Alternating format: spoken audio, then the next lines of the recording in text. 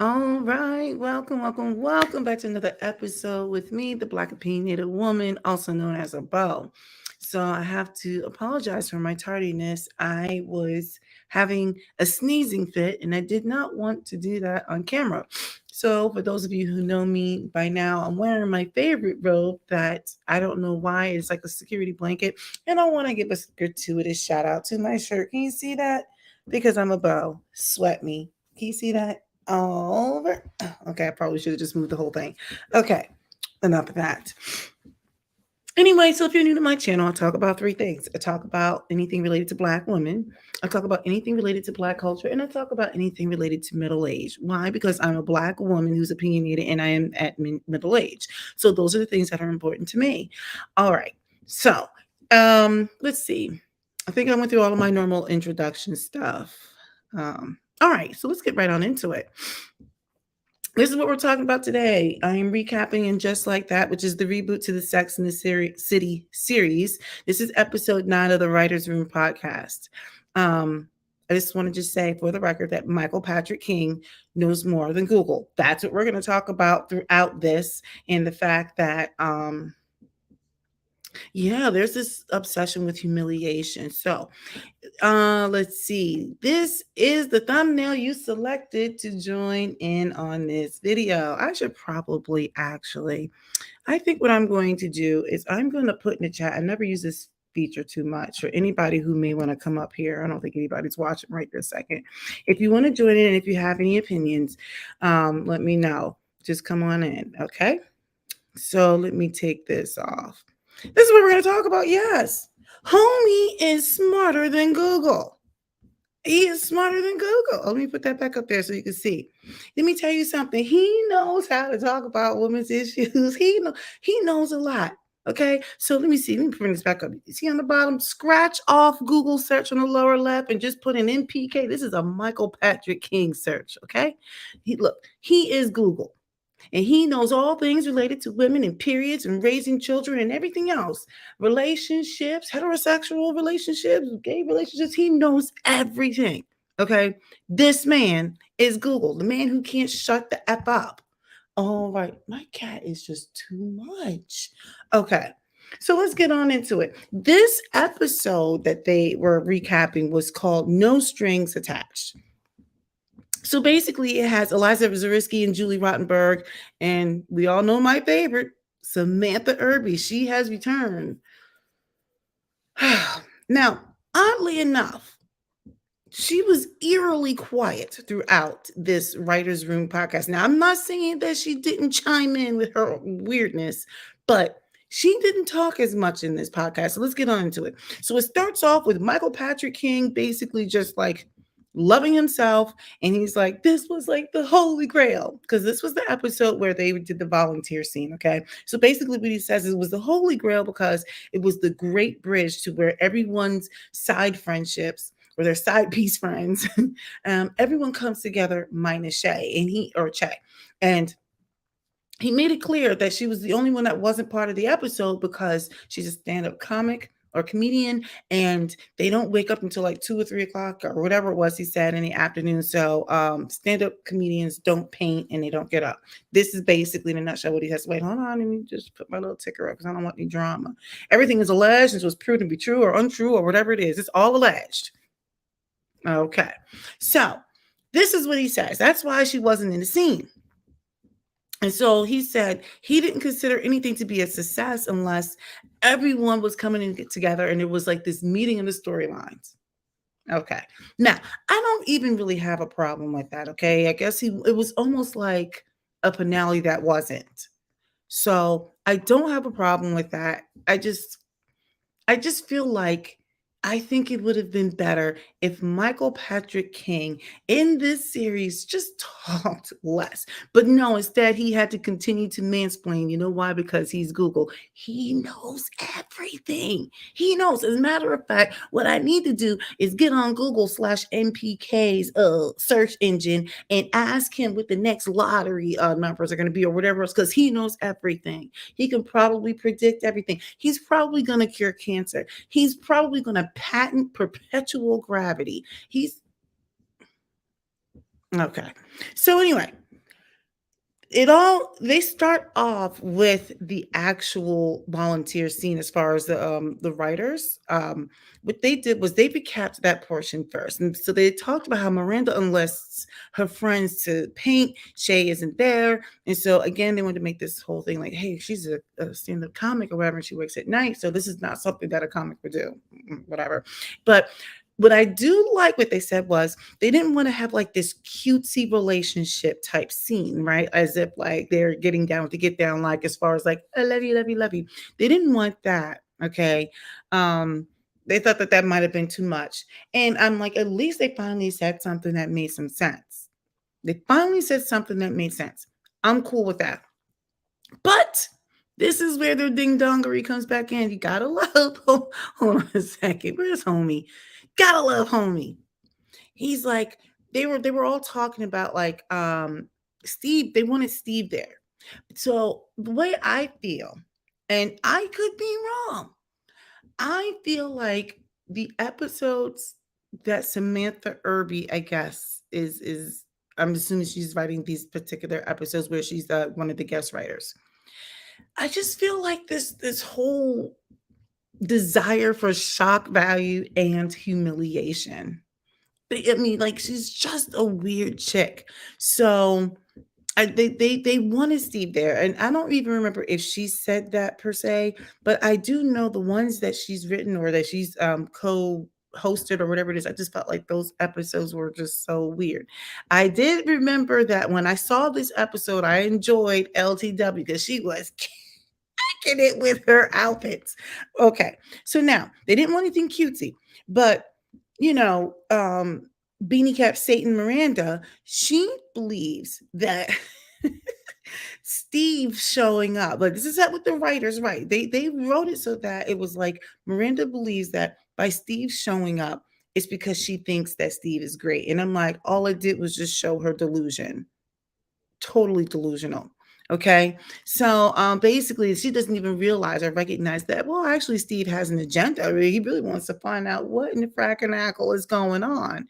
But anyway, so Miranda, she's Beanie Cap Satan, and they seem to love this whole humiliation of people. I don't know. But anyway, so this is the thing. They said that when they filmed that scene or set of scenes that it was 15 to 20 degrees outside in New York City.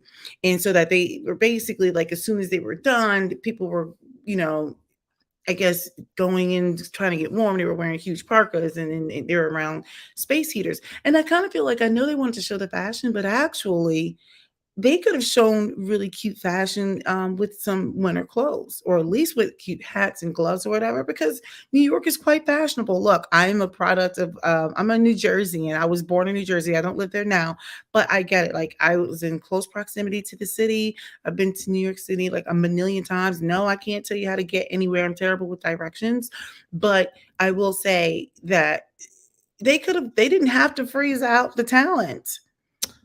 Anyway, so they wanted to make this big deal about how they wanted to find this off the beaten path community in Bushwick, Brooklyn. Okay. So anyway, so basically they start talking about how when Charlotte gets out of they call it the prom limo, which I don't know why, but I did enjoy that scene. People were really excited to work together. So all the talent is finally getting together to work together. I think I've said too many words. That's kind of sound weird, right? The talent was getting together to work together. But anyway, so I don't have a problem with all that because I get it that depending on what scene you're in, well, like talent isn't just like sitting around just like watching people film. At least I don't think they are. So that was an opportunity for all of them to like film in one gigantic scene. Um yeah, so they really kind of like leaned in on the whole it's so hard to be a white lady thing. And I'm just kind of like, let's move on. Like, I get it. Like at this point, now, granted, I have the fortunate luxury of already going through all of the different episodes before listening to these writer room podcasts. But nevertheless, they, in their brilliant minds, they thought this was a really good idea. It just, I don't know. I just kind of felt like it was a cop out to give that line to Seema. They should have had Carrie just say it. If they're going to do all of this consciousness, this wokeness, then they should have just had her say it. Just have it. try to be authentic as possible. We were gonna probably roast it anyway, but at least it would have, maybe it probably would have landed better. But I was kind of like, you took the lame way out. So, oh, I have a note to myself: MPK, shut up. Oh yeah, because at this point he was like yammer, yammer, yammer, and I was like, dude, like I'm gonna need you to get yourself together because he knows everything. He talks too much.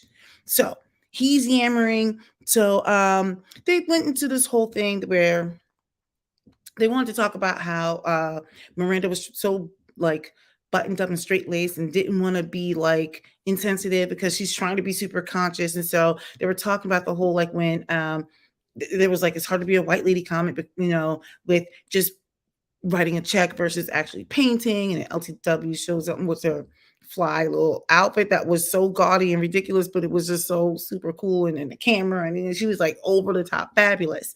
And so they wanted to go into this whole thing about how Miranda just, I guess she was trying to not be that person, whatever. But let me tell you something. You guys can judge me all you want. I've volunteered before in different areas. I used to volunteer at a food pantry. Let me tell you something. And I volunteer with my daughter's Girl Scouts and some other stuff. I'm gonna be honest. There's just certain things I'm like, if I could do it, I probably would write a check for. If especially if I was like wealthy, like what some of them portray on this particular show. It doesn't mean that it negates the good that you're doing. And to be honest, you don't have, I mean, like, of course, people want you to do the work. They want you to get down, get your hands dirty or whatever. But sometimes really a check works too. Okay. So, I mean, there are times when I'm not going to go out. I'm not really going to be like going out of my way to virtue signal how amazing I am. I'll just tell you. All right. So, I have a note to myself again. I'm like, Sam Irby is eerily quiet. Now, at this point, she's not yammering that much. I don't know what he did. I think the light must have come off. You know that thing when it's like goes in circles and you're staring, you're like this. So I think she wasn't in this I love you, I love you, I love you thing. I don't know what was going on, but she was quiet. I'm like, Samantha, hold on.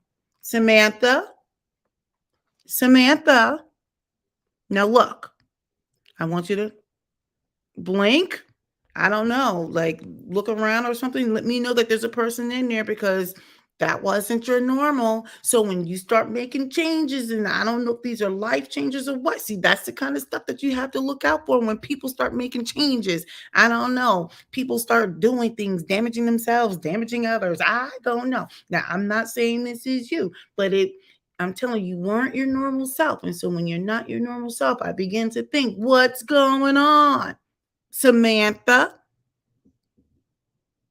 All right. So now we're going to move past this. They did talk about the ridiculousness of LTW's outfit. I mean, it was so ridiculous, but I thought it was funny. I hee-hawed at that. I was like, what is going on? They showed up in that limo. Charlie had on a white painting outfit. Carrie had the platform shoes, but LTW was all the way fabulous and kicking it. Okay. So all right, more about Miranda being afraid of, just like the optics of everything, that it wasn't looking like, hey, we're here to do the good work. I mean, I get it. You want to do the good work because she was like really conscious and woke now. So, but anyway, what they pointed out, and I had heard this before, but apparently Nicole Ari Parker's character, Nicole Ari Parker and Sarita, what is her name? Sarita? The Seema, apparently they are like really good friends. Like I think even like best friends in like real life. Like besties, like call each other up and braid each other hair kind of besties, like wearing masks and like, like besties. Like I mean, so they're like super dope. But the interesting thing about that whole thing was they didn't even realize that each other were like filming for this series. So I'm like, if I am besties with somebody and I'm working on a new project, like that's kind of like big, wouldn't you kind of like share that? Like, hey, guess what? I'm gonna be so and so and blah blah blah. I don't know. I just thought that was interesting. But nevertheless, they're like really good friends.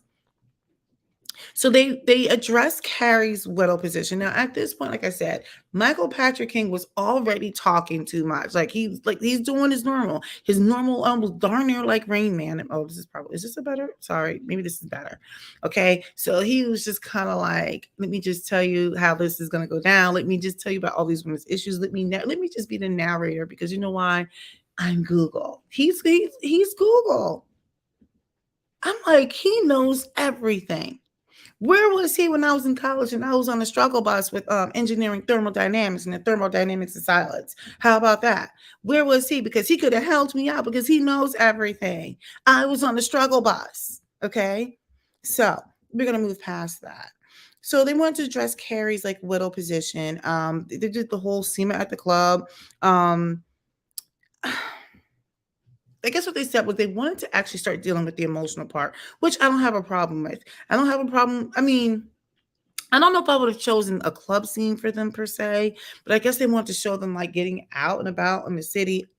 I don't know. It wouldn't have been my take. It's not the worst take for that, but they definitely talked about also like this whole ring going down the drain, and they thought about having Carrie lose it in some other way, but then they decided to go with that. Now, I guess Michael Patrick King basically said that that was like basically going to represent, hey, remember, these are just all my opinions. Everything's alleged until it's proven to be true or untrue, or whatever it is, because I don't remember exactly what he said, but he's kind of sort of said it, but everything's alleged.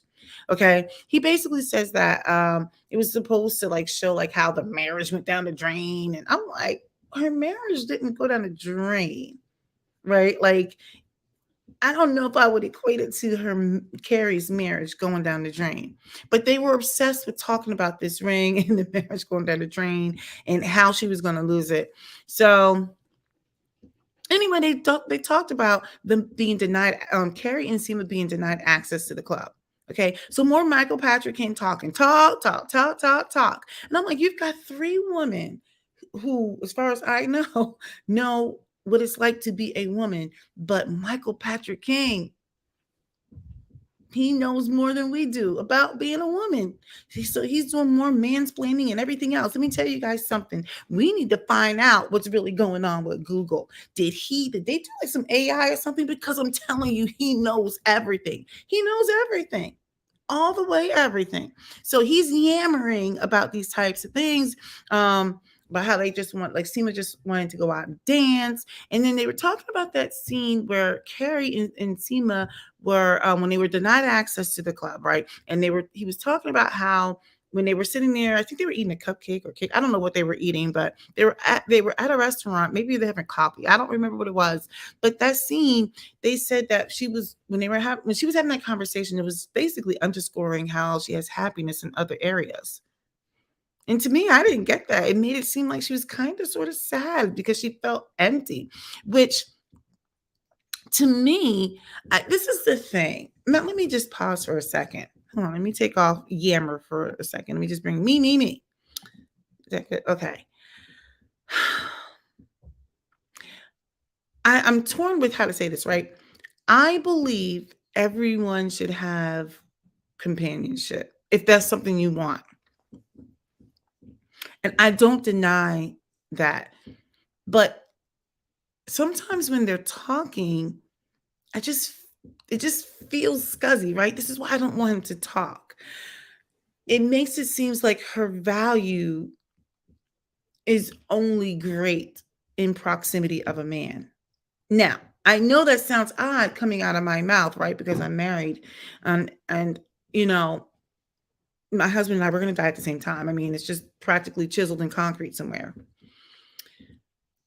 I just feel like I don't know. I struggle with that because I feel like I hate when people equate a woman's value like in close proximity of a man.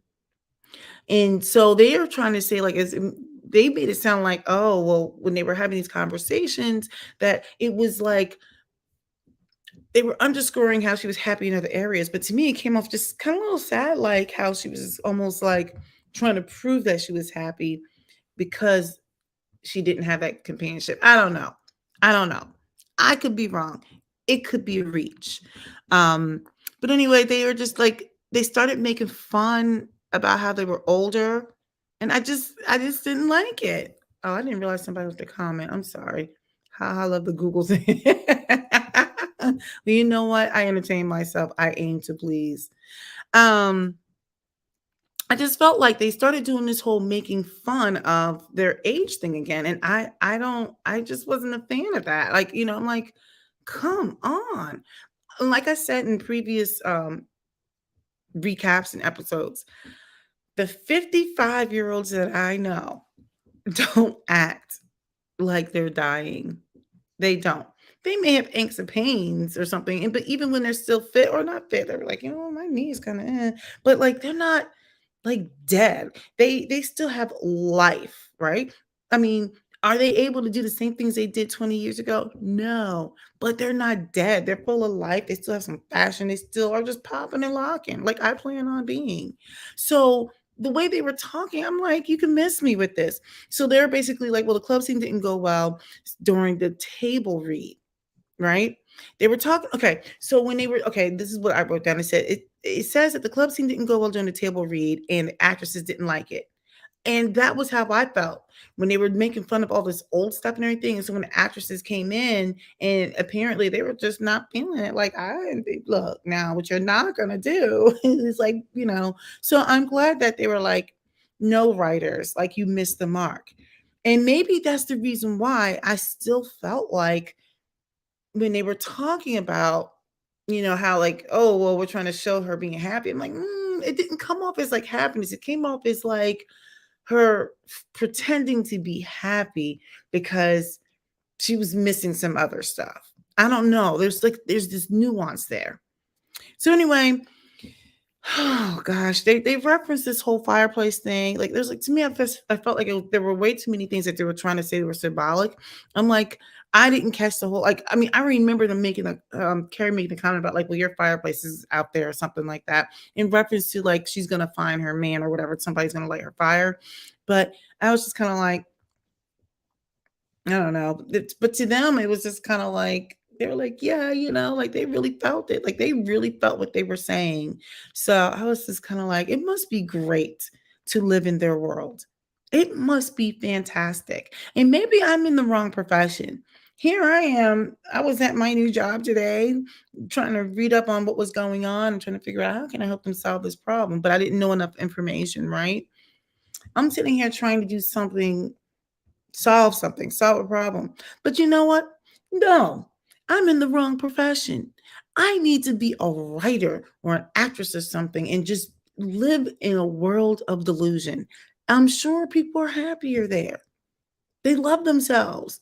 They lick themselves all the time because they're cats. That they're constantly preening. I mean, like the next, if I swear to goodness, in the last one, when I recap the last one, if they start meowing, I'm going to be all the way done. Anyway, so during that table read, they were like, "Yeah, you can go ahead and miss me. Like you're just making me all the way sad." So they got all these little symbolic sayings, like I said, about the whole "you're gonna meet your fireplace." So then apparently they wanted to go into this whole thing about how like so Seema obviously she meets this hot guy and I don't know. My whole thing was like I remember from when I watched the real episode, they were like they even referenced it. She was doing all this smoking, and I remember when I recapped it, I'm like, why did she always have a cigarette when she was just like it was just like the gratuitous prop. I don't know what was that. So I don't know. I just felt like Seema did not give me happy. She gave me searching.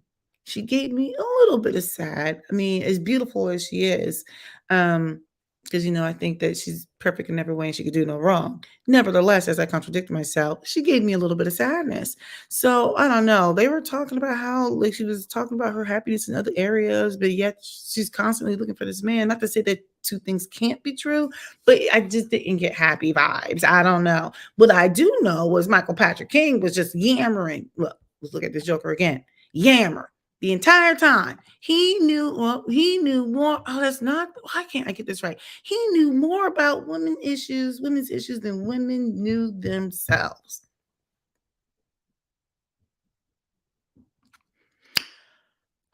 I have more I could say on that, but it would take me off topic. So I'm just gonna not. So then they talked about the Naya scene. So like there's the whole argument that Naya has with her husband. And they called out some cool things, but I just felt like there's a lot of shady responses they had. So they were basically calling out the fact that Naya's like, look, LTW has a nanny and all sorts of stuff. Like you weren't even thinking about a kid before. Now all of a sudden you're thinking about a kid, and let's not worry about trying so hard to have these kids. So This is when Samantha Irby was normal. I even put a box around it. I was like, Irby was normal because she was saying normal stuff. This is why I know she was in a trance. This woman was hypnotized because she was out there in left field. Because then she was quiet this episode, and then she said some normal stuff. And this is what I don't know what's going on. Either something has happened or she's no longer hypnotized. Okay. And when you start making changes like that, this is the kind of stuff that makes people wonder, like, what the heck is going on? Is something getting ready to go down? Should I be running? Should I control alt delete? Just give me some lead time to get to my car. I'm telling you, something wasn't right. So look, Samantha Irby was normal here because she was just talking about, like, like, hey, Naya had to call out the fact that, look, those people, meaning LTW and her husband, they have a nanny and they have a different type of lifestyle. And she's basically almost wanting him to stop coveting what they had. So the writers said that her husband, I can never remember his name. That's how unimportant he is to me. The writers said that he's allowed to want more and wake up. I don't have a problem with that. Not one bit. I was just kind of bored, but I don't have a problem with what they said. I was just kind of like, wait a second. Do these people actually have like one normal like brain cell? So they said that he has the right to change his mind. And they always talk about how, look, this was with Michael Patrick King. He comes back in, yammering, yammer, yammer. He mentions when Naya was talking about the miracle of couples meeting. Like, let's not basically not ruin the miracle of a meeting and stuff. And so I just kind of feel like you've got these women who have a skill set. Let them narrate it. This is a show primarily for women. That's not to say that men don't watch, but this is about women. But he wants to talk. I'm telling you, if they would just have one call-in session, and let me go first. I need about 10 minutes. Not even 10. I can get it done in like 3 to 5 minutes. So anyway, Samantha Irby says, that she just calls up the fact that Naya's husband is basically changing the rules. She said it's kind of like when you're in the middle of a game and then they change the rules to the game within like 10 minutes or something like that. But what she said actually made sense. I don't even like her, so I don't want to give her any kudos. I don't even want to say anything positive, but I had to give it to her. This is why I said something wasn't right. But she's still obsessed with humiliation. She might be one of those people who's into like the kink stuff. Hey, I ain't gonna knock you for it. I mean, like, everybody's got their thing. But I think she's into that whole humiliation. I'm just telling you, she loves seeing people be humiliated. Anyway, yeah, I'm getting through this. Michael Patrick King says that the audience wants relationships the way they want it, talking about us viewers. I'm like, of course we do. It's supposed to be entertainment. So he's like, but Steve is unsatisfied and he's not going to go away and give people what they want, right? So I'm just kind of like, yes, people want the relationships the way they want them, but I think they want it to make sense. Make it make sense. It doesn't make sense that suddenly that Miranda is a lesbian and she's a total dingbat. That doesn't make sense. All right. So I agree with them on this part. So the way they wrote it was basically that Stephen's in denial of his relationship, which is actually one of the catalysts that helps Carrie move away from basically what I would call his patheticness, because they made Steve pathetic. So I even wrote down kudos NPK, because it's true. When Carrie saw like what Steve had turned into, right? She was like, basically, she didn't use these words, but it was kind of like a wake up call. Like, I don't want to be like this. I want no parts of this. So more humiliation. They talked about the whole Miranda dinner with Che, when everybody was like, oh, you slept with this one, this one, this one, this one, this one, this one, this one. So They originally wanted her to be humiliated by sleeping over with Shay, but then realizing that Shay wasn't sleeping, or I forgot the reason why, because I actually started falling asleep on this part. But they actually chose to make Miranda, and my this is what I wrote. They chose to make Miranda stupid, and Shay was calling her out. All right, I'm getting through it. So apparently they wanted to talk about the staircase. I didn't know the staircase was significant, but they spent time talking about the staircase. It's so amazing how they want to have all these little symbolic things that went over my head. Probably because I was getting bored listening to them talk. But Miranda is basically more stupid and vulnerable. So and then I wrote this down because I told you Samantha Irby has a thing about humiliation. Samantha Irby basically says that she wanted Miranda to be completely undone by a new person. Why? Why? What is up with our obsession with humiliation? So she told Michael Patrick King she wanted someone to top Miranda, and Miranda can't use 90s rules to comfort Shaq. And so I feel like she was going for this shock value. Now, this was her and Michael Patrick King going back and forth. So I don't really know what it means to top Miranda, but I assume it's like a lesbian term where the lesbian person is running the situation. I don't know. I mean, I guess I could look it up, but I don't know if I'm really all that interested. So, they did more talking about like, well, let me stop for a second. They basically whenever Samantha Irby, so like she kind of messed me up here. She didn't talk a whole lot. We know she loves all this shock value stuff. She started off saying a couple normal things, but then she goes back to being her weird self.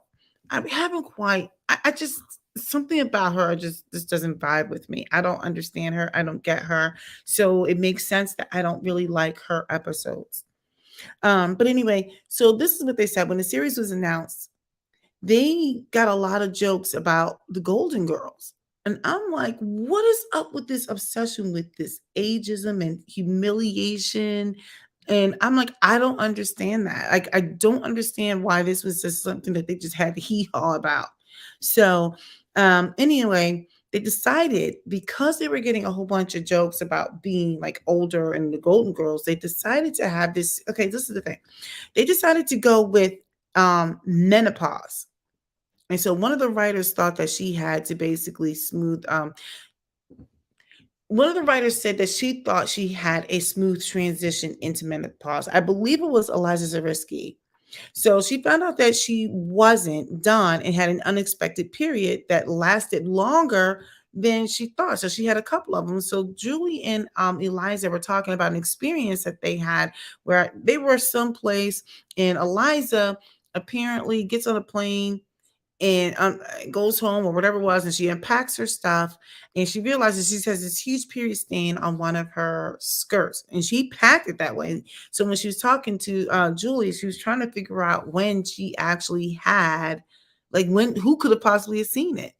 And why didn't someone say something? Because Julie's like, yeah, I didn't even know. And so Elijah's like, somebody's probably saying, like, how come your friend's not even telling you that you're walking around with a big period stain? But anyway, so they actually put their personal experiences into the stories. Like, and I don't have a problem as long as it makes sense, but they wanted to have this whole going through menopause moment. So the writers discuss how difficult we are today. I'm sorry, how different we are today with our daughters than when we were. I would agree. I think the kids today are much more savvy. They're smarter. I think a lot of them are way more developed. They're way more developed than I ever was. So I'm actually almost done. Apparently, Michael Patrick King knows everything about periods. So he kept talking about periods and what it's like to raise a daughter with the period. I was like, what the F do you know what it's like having a, a monthly cycle and raising a daughter about periods? Like he was going on and on and on. I'm telling you, he's doing too much. I need to find out how he knows so much. I'm like, look, give me a tip. Give me a stock tip. Let's go out to Vegas. Look, should I bet it all on black? What is going on? Michael Patrick King. We're going to count some cards. He knows a lot. Let me tell you something. I can make money off this guy because he knows everything. He knows everything about stuff that he has no experience knowing. He knows about monthly cycles. He knows about raising daughters. He knows about how to raise daughters to use tampons. Knows too much. So anyway, he starts talking about the whole Charlotte thing with how she was handling her daughter being on her cycle. And he was like, I just thought she was perfect. Really? What do you know what's perfect? You don't know anything. So how can you say it's perfect? So he's like, and that's why this was called no strings attached. We had strings everywhere. We had strings in the tampons and the loose ends of the relationships and all this other stuff. And then he was like, and there were flashbacks of Steve and Miranda with tons of. Remember, was that time when she was, I guess, in the old series with, and she, I guess she had a list of pros and cons with Steve, but she had way more cons in her list than pros. But I guess something about the milk mustache. I had fun. I was falling asleep on this part, so anyway, and they're talking about the whole carrying dating, that it was almost a fairy tale. And that's when she realized she needs to take off her rings. And then I wrote Michael Patrick King is in love with himself. That's it. So look, um, I kept falling asleep on parts of it. I don't know if I missed anything interesting. I don't think I did. Um, yeah, like he knows a lot. I think the reason why it started irking me even more, which is where I'm probably going to alienate anyone who's watching this. It reminds me of, this is like a stretch, so just, it reminds me of the Leah Thomas situation. This is not the same, but it reminds me of this. I'll tell you the reason why. When I have conversations and I read up on stuff like that, when people say, I feel like a woman, and they want to talk about all things women, I'm like, how do you know? How can you feel like something you never were? How can you know in your mind this is what it's like? How do you know? I can't tell you what it's like to make up with a morning situation as a guy or whatever. Never had one. I don't know what that feels like. And so to me, it was giving me like, how dare you? The audacity for you to sit there and think that you know about how a woman's body works and you understand how women feel. And so to me, it's kind of like the audacity. You have a show that's basically about women. You've got women writers on good, better, and different. Even Ding Dong Samantha Irby. I feel like let these women tell these stories. You don't have to censor yourself in all of these conversations. Like, why would you even think that we want to hear you talk about a women's cycle? You don't know anything. You don't know anything. You don't, I don't, for as far as I understand, you don't understand what it's like to raise a daughter with a cycle. My whole big thing is it's like you're talking about things that you don't have any experience on. And I feel like there's a time when you need to be emotionally intelligent and recognize, like, you know what? I've got all these women writers for a reason. Let them tell the story. You've got the women who are experienced premenopause or whatever it is, and the periods and all this other stuff. Let them tell the story. Because ultimately they're telling the story. They're trying to say, hey, you know what? We're all in this boat or something on those lines. You are Michael Patrick King, are not in the boat. You're not in the boat. You don't know. You don't need to chime in on things.